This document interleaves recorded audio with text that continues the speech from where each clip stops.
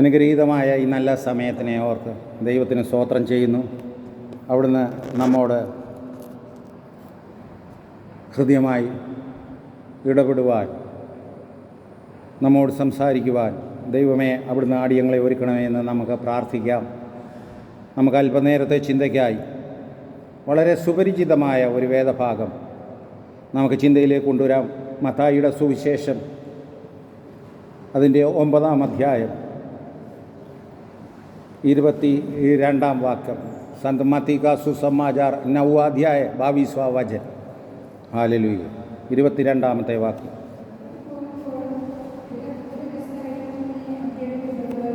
മത്തായി 9:22.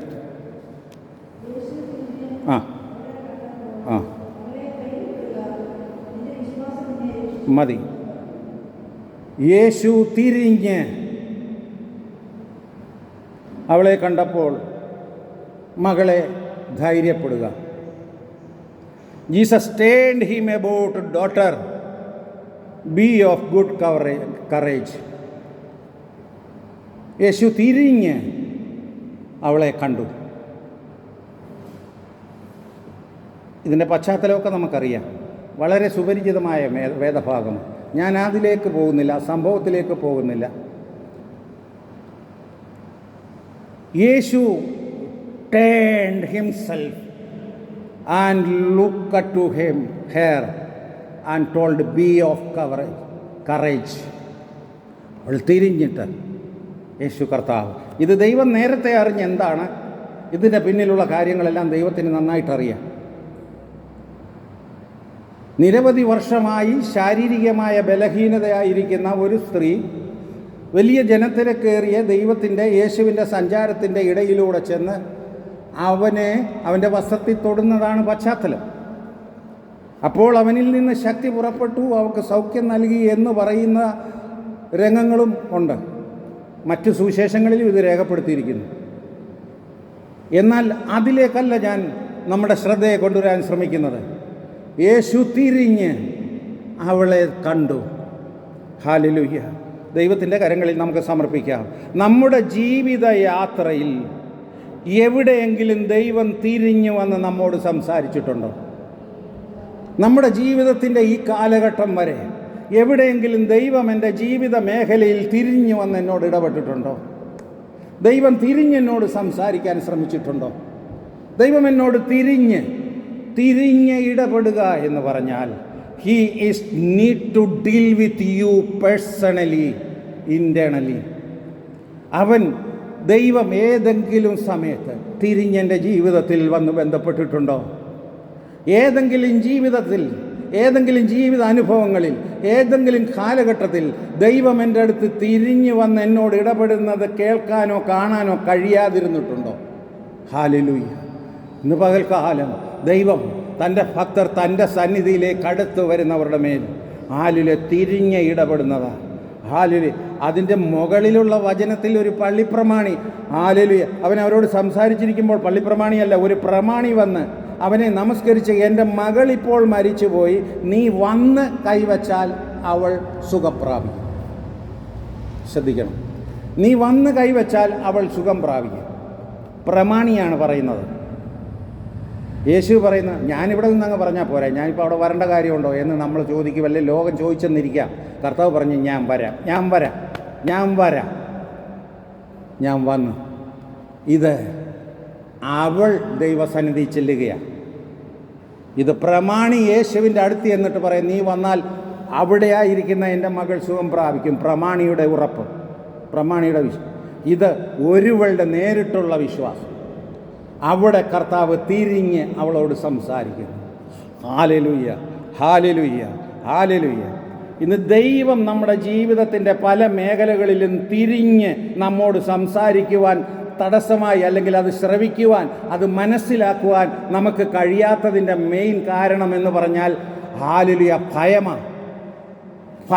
ഭയം നമ്മുടെ ജീവിതത്തിൽ നമ്മെ ഭരിക്കുന്ന ഭയമാണ് ദൈവം തിരിഞ്ഞു വന്ന് നമ്മോട് സംസാരിക്കുന്നതിന് തടസ്സമായി നിൽക്കുന്ന കാര്യം. അതുകൊണ്ടാണ് കർത്താവ് പറഞ്ഞത്, അവൻ തിരിഞ്ഞ് അവളെ കണ്ടിട്ട്, മകളെ ധൈര്യപ്പെടുക, ഭയമില്ലാതെ ഇരിക്കുക, ബി എ കറേജ് വുമൺ. ഭയപ്പെടുക. ഹല്ലേലൂയ. ഭയമില്ലാതെ ആയിരിക്കുക. ഹല്ലേലൂയ. ദൈവം തൻ്റെ മക്കളെ, ദൈവം കരുതുന്ന തൻ്റെ മക്കളെ, ഹല്ലേലൂയ, ദൈവം കാത്തുപരിപാലിക്കുന്ന തൻ്റെ മക്കളെ, ഹല്ലേലൂയ, പല സന്ദർഭങ്ങളിൽ അവൻ തിരിഞ്ഞു വന്ന് നമ്മോട് സംസാരിക്കുവാൻ, നമ്മോട് ഇടപെടുവാൻ, നമ്മോട് ഹല്ലേലൂയ ബന്ധപ്പെടുവാൻ അവൻ ആഗ്രഹിക്കുന്നവനാണ്. ഹല്ലേലൂയ. അവൻ ഏത് സമയത്തും ഹല്ലേലൂയ നമ്മോട് ഹൃദ്യമായി സംസാരിക്കുന്നവനായ ദൈവമാണ്. ഹല്ലേലൂയ. മീഖായുടെ പുസ്തകം അതിൻ്റെ 6-ാം അധ്യായത്തിൻ്റെ 5-ാമത്തെ വാക്യം ഒന്ന് ചിന്തയിലേക്ക് കൊണ്ടുവരാം. യോന കഴിഞ്ഞ് മീഖ. ഹല്ലേലൂയ. ഹല്ലേലൂയ. മീഖായുടെ പുസ്തകം അതിൻ്റെ 6-ാം അധ്യായത്തിൻ്റെ 5-ാം വാക്യം. എൻ്റെ ജനമേ, നിങ്ങൾ യഹോവയുടെ നീതിപ്രവർത്തികളെ അറിയേണ്ടതിന് മോവാബ് രാജാവായ ബാലാക്ക് ആലോചിച്ചതും ബയോറിൻ്റെ മകനായ ബെലയാം ഉത്തരം പറഞ്ഞതും സിത്തീം മുതൽ ഗിൽഗാൽ വരെ സംഭവിച്ചതും ഓർത്തിരിക്കുക. ഹല്ലേലൂയ.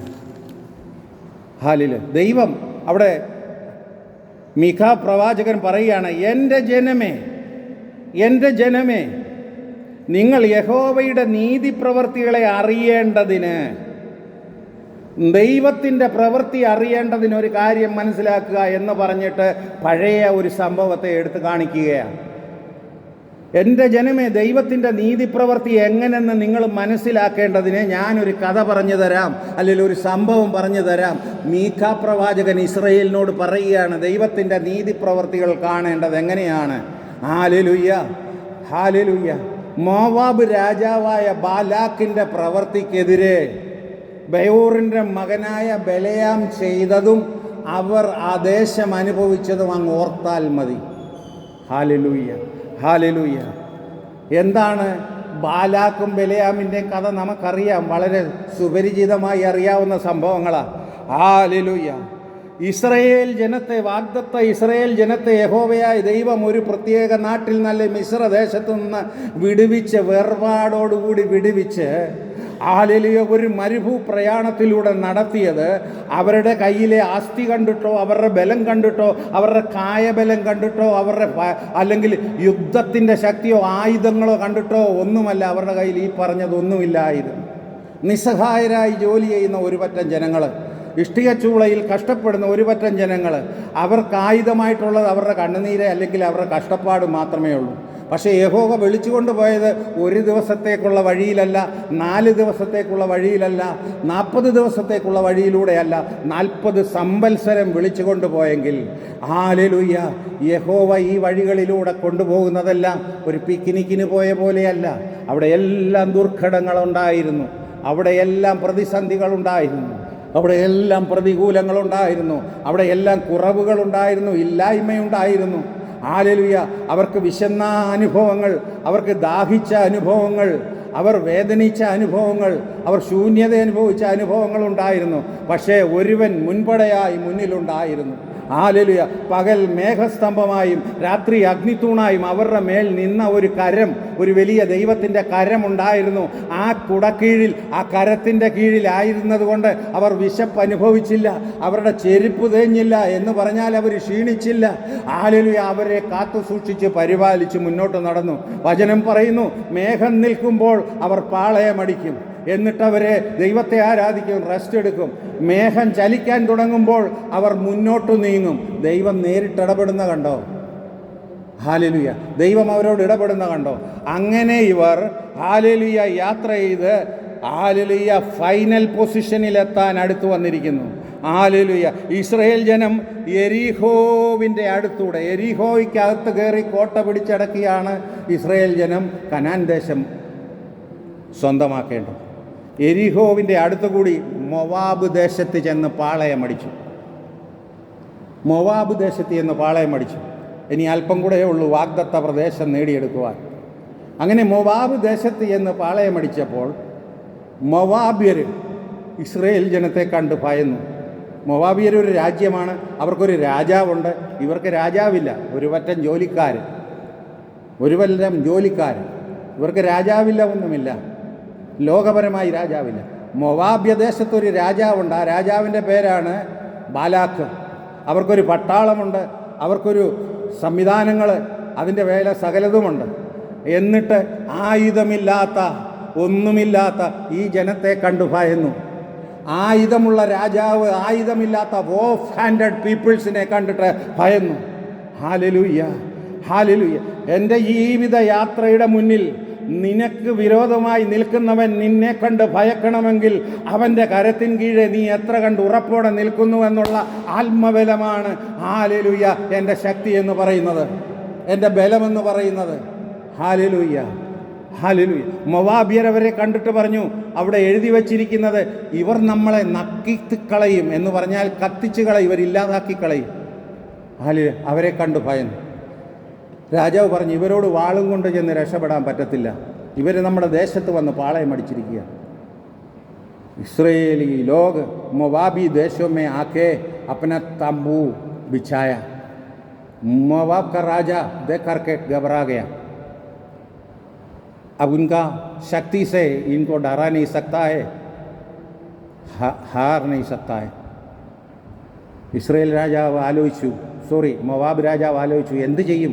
ഇവർ നമ്മുടെ ദേശം മുഴുവൻ പിടിച്ചടക്കും, ഇവർ നമ്മുടെ രാജ്യം മുഴുവൻ പിടിച്ചടക്കും. ഇവരെ നമുക്ക് വാളുകൊണ്ട് നേരിടാൻ പറ്റത്തില്ല. കാരണം എന്താ? ഇവരുടെ വാളില്ല. അതുകൊണ്ട് തന്നെ ഇവരെ നമുക്ക് വാളുകൊണ്ട് നേരിടാൻ പറ്റത്തില്ല, കാരണം അവരുടെ കയ്യിൽ വാളില്ല. ഇവരെ നമുക്ക് ബോംബ് കൊണ്ട് നേരിടാൻ പറ്റത്തില്ല, കാര്യം അവരുടെ കയ്യിൽ ബോംബില്ല. ഇവരെ നമുക്ക് സൈന്യം കൊണ്ട് നേരിടാൻ പറ്റത്തില്ല, കാര്യം അവരുടെ കയ്യിൽ സൈന്യമില്ല. പ്രിയമുള്ളവരെ, അതാണ് ശക്തൻ്റെ ബലം. ഹല്ലേലൂയ. സുദുഷ്ടൻ്റെ കയ്യിൽ, പ്രതിയോഗിയുടെ കയ്യിലിരിക്കുന്ന ലോകത്തിൻ്റെ ശക്തിയല്ല, ഒരു വിശ്വാസിയുടെ കയ്യിലിരിക്കുന്ന ബലം എന്നുള്ള യാഥാർത്ഥ്യം തിരിച്ചറിയണം. ഒരു വിശ്വാസിയുടെ ബലം അവൻ്റെ കയ്യിലെ ആയുധമല്ല, അവൻ്റെ മേലുള്ള മുദ്രയാ, അവൻ്റെ മേലുള്ള നടത്തിപ്പ. Hallelujah, hallelujah. ബാലാക്ക് രാജാവ് പറഞ്ഞു, ഇവൻ്റെ കയ്യിൽ ആയുധമില്ല, പക്ഷേ നമ്മുടെ ആയുധം ഇവനെ മേൽ ജയിക്കത്തില്ല. ഹല്ലേലൂയ. എൻ്റെ ബലം എന്തിലാണ് പ്രിയമുള്ളവരെ? എൻ്റെ കയ്യിലിരിക്കുന്ന സമ്പത്തിൻ്റെ ബലം കൊണ്ടോ? എൻ്റെ പാസ്ബുക്കിൻ്റെ ബലമോ? എൻ്റെ കയ്യിലിരിക്കുന്ന തോക്കിൻ്റെ ബലമോ? എൻ്റെ ചുറ്റിൽ നിൽക്കുന്ന സെക്യൂരിറ്റി ഗാർഡിൻ്റെ ബലമോ?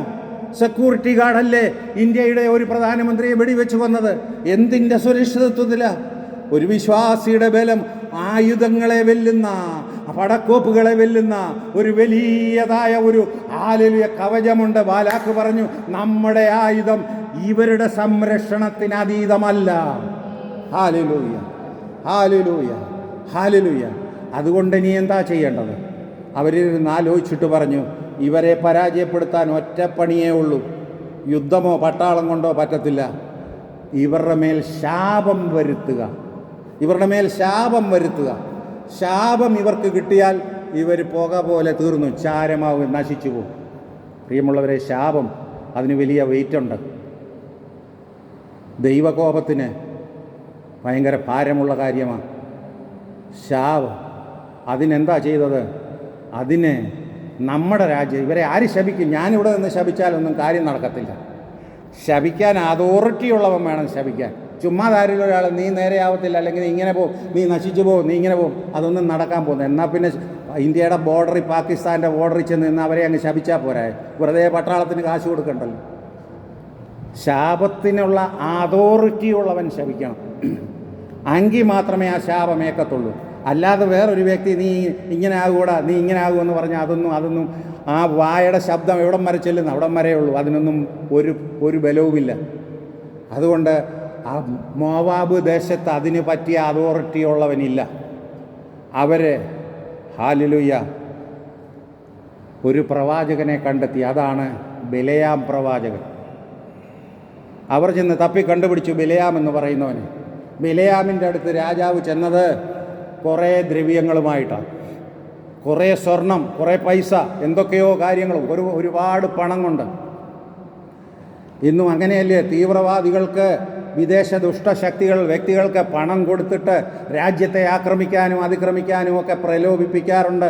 ഭാരതത്തിലുള്ള ഭരണാധികാരികളെ പോലും തീവ്രവാദികൾ അല്ലെങ്കിൽ ശത്രു രാജ്യങ്ങൾ പണം കൊടുത്ത് ഹല്ലേലൂയ സ്വന്തമാക്കി രാജ്യത്തിന് വിപരീതമായി പ്രവർത്തിക്കുന്നത് ഇന്ന് ലോകത്ത് നടന്നുകൊണ്ടിരിക്കുന്ന കാര്യങ്ങളാണ്. ഭരിച്ചുകൊണ്ടിരിക്കുന്ന പാർട്ടിയെ താഴെയിടാൻ എം പിമാർക്ക് കാശ് കൊടുത്തിട്ട് അവരെ കൈകാര്യം ചെയ്ത് അവരെ സ്വന്തമായി വാങ്ങിയെടുത്തിട്ട് സർക്കാരിനെ താഴെയിടുന്ന ചരിത്രങ്ങൾ ഇഷ്ടം പോലും നമ്മൾ കേട്ടിട്ടുണ്ട്. സാധാരണ ആൾക്കാർക്ക് കുഴൽപ്പണവും അല്ലെങ്കിൽ ഹല്ലേലൂയ തീവ്രവാദത്തിൻ്റെ വിദേശ രാജ്യങ്ങളിൽ നിന്ന് വരുന്ന പണം കൊടുത്തിട്ട് രാജ്യത്തിനെതിരെ തുരങ്കം വയ്ക്കുവാനും രാജ്യത്തിനെതിരെ സ്വയം ബോംബായി തീരുവാനും അവരെ പ്രചോദിപ്പിക്കുന്നത് ഹല്ലേലൂയ ഇതേ പരിപാടി തന്നെയാണ്.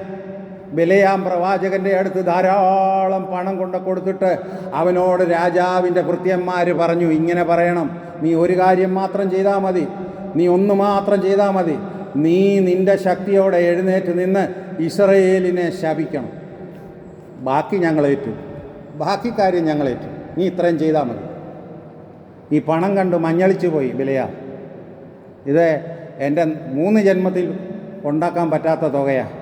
നമ്മൾ പലപ്പോഴും വീക്കാകുന്നത് ഇതുപോലുള്ള ഭൗതിക വസ്തുക്കളുടെ മുന്നിലാണ്. അത് കണ്ടു കഴിയുമ്പോൾ നമ്മൾ വീണുപോകും, നമ്മൾ വീക്കായിപ്പോവും. ഇതിപ്പോൾ മനുഷ്യനെ കൊണ്ടുണ്ടാക്കുന്നതിലധികമാണ്, അതിൻ്റെ മുന്നിൽ വീണുപോകും. ബിലെയാം ഒരു പ്രവാചകനായിരുന്നിട്ട്, ശരി ഞാൻ വന്ന് ഹല്ലേലൂയ ഞാൻ ഇസ്രയേലിനെ ശപിക്കാം. ബിലെയാം അതിനായി പുറപ്പെട്ടു. അപ്പം ശപിക്കണമെങ്കിൽ വീട്ടിലിരുന്ന് ശപിച്ചാൽ അല്ല, നീ ഇന്ന മലയുടെ മുകളിൽ യാഗമർപ്പിക്കുന്ന മലയുണ്ട്, അതിൻ്റെ മുകളിൽ ചെന്ന് ഇസ്രയേലിനെ യഹോവയുടെ ജനത്തെ ശപിക്കണം. അവൻ പുറപ്പെട്ട് കുറച്ച് വഴിയിൽ വെച്ച് അവന് ദൈവം സംസാരിച്ചു, നീ തിരികെ പോവാം. അത് കേട്ടപ്പോൾ അവൻ തിരിച്ച് വീട്ടിൽ പോയി. ബാലാക്ക് തിരക്കെ എന്ത് സംഭവിച്ചു? യജമാനെ അവൻ തിരികെ വീട്ടിൽ പോയി. കുഴപ്പമില്ല, അവൻ അത്രയും കൂടെ പൈസ കൂടെ, നിങ്ങൾ 4 പേര് കൂടെ പോകും, കുറച്ച് പണം കൂടി കൊടുക്കും. അത് കൊടുത്തു. ശരി, എന്നാൽ പിന്നെ ഞാൻ നോക്കാം. അവൻ രണ്ടാമത് വീണ്ടും ധനം കണ്ടപ്പോൾ അവൻ ഇസ്രയേലിനെ ശപിക്കാൻ വേണ്ടി വീണ്ടും അവൻ യാത്ര ചെയ്തു. പാതി വഴിക്ക് എത്തിയപ്പോൾ യഹോവയുടെ സ്വരം അവൻ കേട്ടിട്ട് പറഞ്ഞു, നീ തിരികെ പോവുക. അത് കഴിഞ്ഞ് വീണ്ടും അവനെ പ്രലോഭിപ്പിച്ചു. വീണ്ടും അവൻ സ്വപ്നം കാണാത്ത വിധം സമ്പത്ത് കൊടുത്തുകൊണ്ട്, നീ ഒരു വാക്ക് പറഞ്ഞാൽ മതി, ബാക്കി ഞങ്ങൾ കൈകാര്യം ചെയ്തോളാം. 3-ാം പ്രാവശ്യം അവൻ വീണ്ടും മലയുടെ മുകളിൽ തൻ്റെ കഴുതപ്പുറത്ത് മുന്നോട്ട് യാത്ര ചെയ്യുമ്പോൾ അവനൊരു പ്രത്യേക ഘട്ടത്തിൽ എത്തിച്ചേർന്നിട്ട് അവൻ പരിഭ്രമിക്കുന്നു. കഴുത 1 മിനിറ്റ് മുന്നോട്ട് നീങ്ങാൻ പറ്റാതെ ഹല്ലേലൂയ കഴുതയെ അവിടെ നിന്ന് നിലത്ത് വീഴുന്നു. അവൻ മുന്നോട്ട് പോകാൻ കഴിയാതെ അവൻ വ്യാകുലപ്പെടുന്നു. അവൻ കഴുതയെ ആക്രമിക്കുന്നു, തൻ്റെ വാഹനം, താൻ ഇരിക്കുന്ന മൃഗത്തെ ആക്രമിക്കുന്നു. അങ്ങനെയായിക്കഴിഞ്ഞ് കഴുത കഷ്ടപ്പെടുന്നു. കഴുത ഹല്ലേലൂയ എന്ത് ചെയ്യണമെന്നറിയാതെ ഒരടി മുന്നോട്ട് പോകാൻ കഴിയാത്ത ഒരവസ്ഥയിലായിരിക്കുമ്പോൾ ഒരു ശബ്ദം കേൾക്കുന്നു. ഹല്ലേലൂയ ഞാൻ അനുഗ്രഹിച്ച ധനതയെ നിനക്ക് ശപിക്കുവാൻ സാധ്യമല്ല എന്നൊരു സ്വരം. ഹല്ലേലൂയ അത് കഴുതയുടെ നാവിലൂടെ കേൾക്കുന്നു. ഹല്ലേലൂയ ഈ കഴുത കാണുന്നത്, കഴുതയുടെ യാത്ര തടസ്സപ്പെടുന്നതിൻ്റെ കാര്യം, വാള് പിടിച്ചുകൊണ്ട് കുറേ ദൂതന്മാർ കഴുതയുടെ മുന്നിൽ നിൽക്കുന്നത് കഴുത കാണുന്നു. ഈ സ്വരം കേൾക്കുന്നു, ദൈവത്തിൻ്റെ സ്വരം. ദൈവം ചില സന്ദർഭങ്ങളിൽ തിരിഞ്ഞ് നമ്മോട് സംസാരിക്കുന്നത് നാം ശ്രവിക്കുന്നില്ലെങ്കിൽ ആ പോക്ക് മരണത്തിലേക്കായിരിക്കും. പ്രിയമുള്ളവരെ, ആ യാത്ര മരണത്തിലെ പല പ്രാവശ്യം ദൈവം നമ്മോട് തിരിഞ്ഞ് സംസാരിക്കും, പല പ്രാവശ്യം നമ്മോട് തിരിഞ്ഞ് സംസാരിക്കും. അത് നാം കേൾക്കാൻ ശ്രമിക്കുന്നില്ലെങ്കിൽ ആ പോക്ക് മരണത്തിലേക്കായിരിക്കും. ഹല്ലേലൂയ ആ ഇസ്രായേൽ ജനത്തെ പ്രതി ഹല്ലേലൂയ യഹോവ ഒരു മൃഗത്തിലൂടെ സംസാരിച്ചു. അവൻ കാറ്റിനെ തൻ്റെ ദൂതന്മാരും അഗ്നിജ്വാലയെ തൻ്റെ ശുശ്രൂഷകന്മാരുമാക്കും. നിന്നോട് ദൈവം തിരിഞ്ഞ് സംസാരിക്കുന്നത് കാറ്റിലൂടെ ആയിരിക്കാം, അഗ്നിജ്വാലയിലൂടെ ആയിരിക്കാം, ചില അനുഭവങ്ങളിലൂടെ ആയിരിക്കാം, ചില ടേണിംഗ് പോയിന്റുകളിലൂടെ ആയിരിക്കാം ദൈവം നിന്നോട് തിരിഞ്ഞ് സംസാരിക്കുന്നത്. ഗ്രഹിക്കാൻ എൻ്റെ ഹൃദയം ഒരുങ്ങുന്നില്ലെങ്കിൽ ആ പോക്ക് വാളേന്തി നിൽക്കുന്ന ദൂതന്മാരുടെ മുന്നിലേക്കായിരിക്കും. Hallelujah hallelujah. അതുകൊണ്ടാണ് ദൈവം തൻ്റെ ജനത്തോട് പ്രവർത്തിച്ചത്. ബാലാക്കിൻ്റെ പദ്ധതിയുടെ മേൽ ബിലെയാം ചെയ്തതും യഹോവ ചെയ്തതും ഓർത്തു നോക്കുക എന്ന മീഖാ പ്രവാചകൻ ഇസ്രായേൽ ജനത്തോട് പറഞ്ഞത്. ഹല്ലേലൂയ ഹല്ലേലൂയ. ദൈവകരങ്ങളിൽ നമുക്ക് സമർപ്പിക്കാം. ഹല്ലേലൂയ. അതുകൊണ്ടാണ് യേശു തിരിഞ്ഞ് അവളോട്, മകളെ ഭയപ്പെടേണ്ട, ധൈര്യമായിരിക്കുക. ഭയമാണ് ദൈവം തിരിഞ്ഞ് സംസാരിക്കുന്നതിന് തടസ്സമായി നിൽക്കുന്ന മുഖ്യ കാരണം എന്ന് ഞാൻ പറഞ്ഞു നിർത്തിക്കൊണ്ട് ഞാൻ ആ വിഷയത്തെ അല്പം സംസാരിച്ചുകൊണ്ട് നിർത്താം. എന്താണ് ഭയം? രണ്ട് തരം ഭയങ്ങളുണ്ട്. ഒന്ന് വേൾഡ്ലി ഫിയർ, ലോകപരമായ ഭയം. ലോകപരമായ ഭയം എല്ലാ മനുഷ്യനുമുണ്ട്, എനിക്കുമുണ്ട്. ഒരു പട്ടി കടിക്കാൻ വന്നാൽ എനിക്ക് പേടിയുണ്ട്. അല്ലെങ്കിൽ ഒരു പ്രശ്നം ഉണ്ടായാൽ എനിക്ക് ഭയം വരും. ഇരുട്ടത്ത് പോലും നമ്മൾ പേടിച്ചു പോകുന്നു. ലോകത്തിൻ്റെ ഭയം. ആരെങ്കിലും ആക്രമിക്കാൻ വന്നാൽ, ഒരുത്തൻ കത്തിയും കൊണ്ടുവന്നാൽ, ഒരുത്തൻ വാൾ കൊണ്ടുവന്നാൽ നമ്മളെല്ലാം ഭയക്കും. ആ ലോകത്തിൻ്റെ ഭയം മാറ്റാൻ ലോകപരമായി പരിഹാരങ്ങളുണ്ട്.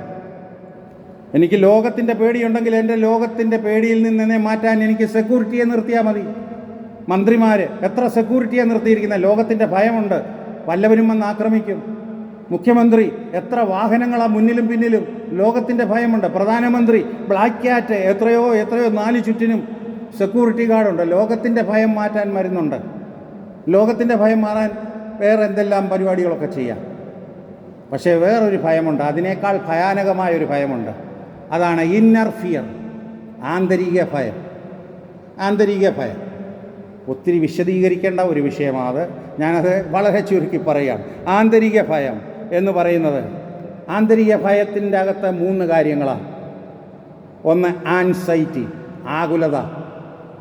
ആകുലത എന്നെ ഭയപ്പെടുത്തും. ഓരോ നിമിഷവും ആകുലതകൾ എന്നെ വ്യാകുലപ്പെടുത്തിക്കൊണ്ടിരിക്കും.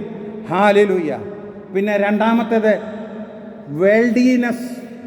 വേൾഡിനെസ് എന്ന് പറഞ്ഞാൽ ലോകമയത്വം, ലോകപരമായി ലോകത്തിൻ്റെ കാര്യങ്ങൾ. ഹല്ലേലൂയ. 3 സെൽഫ് കംഫോർട്ട്, സ്വയം സുഖം, സ്വന്തം സുഖം. ഇതെല്ലാം ഭയത്തിൽ നിന്നാണ്.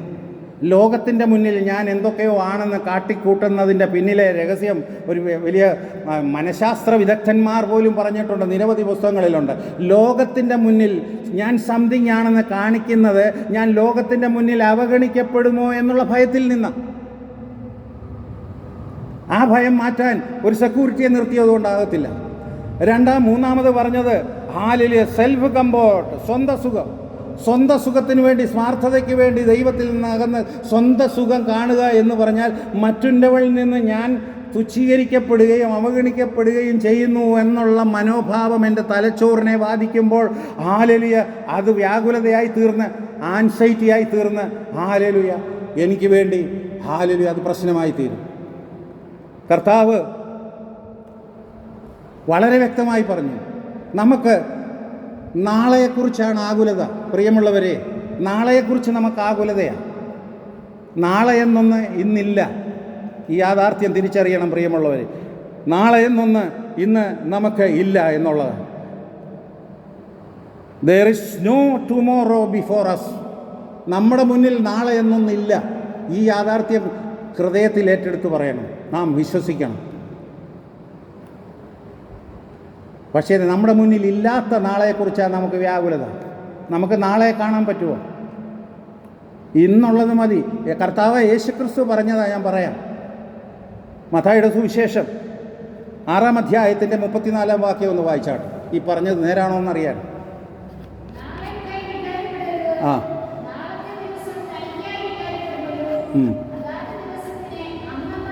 നാളത്തെക്കുറിച്ച് വ്യാകുലപ്പെടുക. അതാത് ദിവസത്തിന് അതിൻ്റേതായിട്ടുള്ള വ്യാകുലത മതി. നാളത്തെ ദിവസത്തെ വെച്ചവൻ അത് കൈകാര്യം ചെയ്തോളും. യേശു കർത്താവ് പറയുകയാണ്, നാളെ നമ്മുടെ മുന്നിലില്ല പ്രിയമുള്ളവരെ. There is no tomorrow before us today. നമ്മുടെ മുന്നിൽ നാളെ ഇല്ല. നാളേക്ക് വേണ്ടി നമുക്ക് എന്തെങ്കിലും ചെയ്യാൻ പറ്റുമോ? ഇന്ന് ഞാൻ നാളത്തെ ശ്വാസം കൂടെ ഞാൻ ഇന്നെടുക്കാം, എന്നിട്ട് റെസ്റ്റ് എടുക്കാം. നടക്കുന്ന കാര്യമാണോ? നാളത്തെ മുഴുവൻ ശ്വാസം ഞാൻ ഇന്നെടുത്തിട്ട് നാളെ എന്നൊന്നും എനിക്കില്ല. നാളെ എന്നൊന്ന് എൻ്റെ ചിന്ത, സ്വപ്നമാണ്. നാളെ ഞാൻ ഇങ്ങനെയാകും, നാളെ എന്നുള്ളത് എൻ്റെ സ്വപ്നമാണ്, ഞാൻ എൻ്റെ മുന്നിലുള്ളതല്ല. അവൻ അനാദിയായും ശാശ്വതമായും ദൈവം. യഹോവേ, നീ തലമുറയായി ഞങ്ങളുടെ സങ്കേതമാകുന്നു. നീ അനാദിയായും ശാശ്വതമായും ഞങ്ങളുടെ ദൈവമല്ലയോ എന്ന് 90-ാം സങ്കീർത്തനത്തിൽ പറയുന്നത്. ഇന്നലെയും ഇന്നും നാളെയും ദൈവത്തിൻ്റെ മുന്നിൽ ഭൂതവും ഭാവിയും വർത്തമാനവും, പാസ്റ്റ്, പ്രസന്റ് ആൻഡ് ഫ്യൂച്ചർ, ഇത് മൂന്നും ഉള്ള ഒരേ ഒരാളേ ഉള്ളൂ ദൈവം. അവന് ഇന്ന് നാളെയെ കാണാൻ പറ്റും, ഇന്നലെയെ കാണാൻ പറ്റും. അവൻ നാളേക്കുള്ള കാര്യങ്ങൾ ചെയ്തോളുമെന്നാണ് യേശു കർത്താവ് പറഞ്ഞ. നാളത്തെ ദിവസം തന്നെ അതിനെ നോക്കിക്കൊള്ളും. അതിൻ്റെ ആഴം മനസ്സിലായോ? യേശു പറഞ്ഞത് ആരുടെയും തലേ കയറിയില്ല. ഇന്നത്തെ വ്യാകുലത ഇന്ന് മതി, നാളത്തേത് നാളെ കാണാൻ കഴിയുന്ന ദൈവത്തിനറിയാം. എനിക്ക് നാളെ കാണാൻ കഴിയത്തില്ല, എനിക്ക് നാളെ കാണാൻ കഴിയത്തില്ല.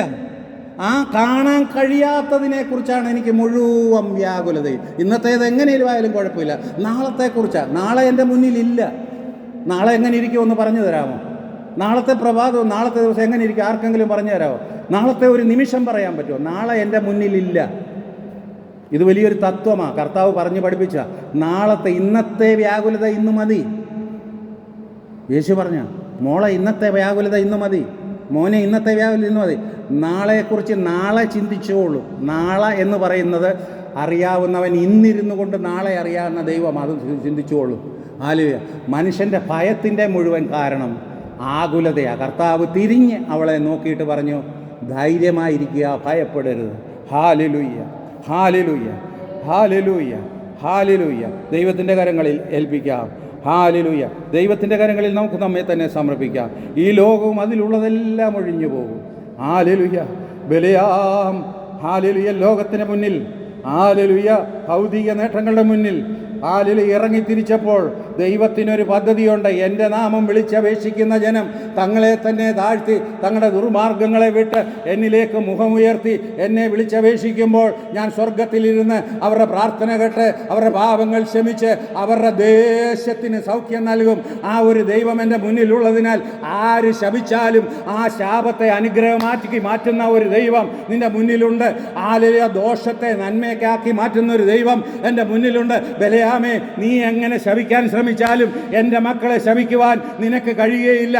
എൻ്റെ മക്കൾക്ക് ദോഷം വരുത്തുവാൻ നിനക്ക് കഴിയുകയില്ല. എൻ്റെ മക്കൾക്ക് ദോഷം വരുത്താൻ കഴിയാത്തൊരു ദൈവം എൻ്റെ മുന്നിലുണ്ട്. അവൻ വഴിയാത്രയിൽ നിനക്ക് വിരോധിയോട് ഇടപെടും. അവൻ വഴിയാത്രയിൽ നിനക്കെതിരെ വരുന്ന ദുർഘടങ്ങളോട് ഇടപെടും.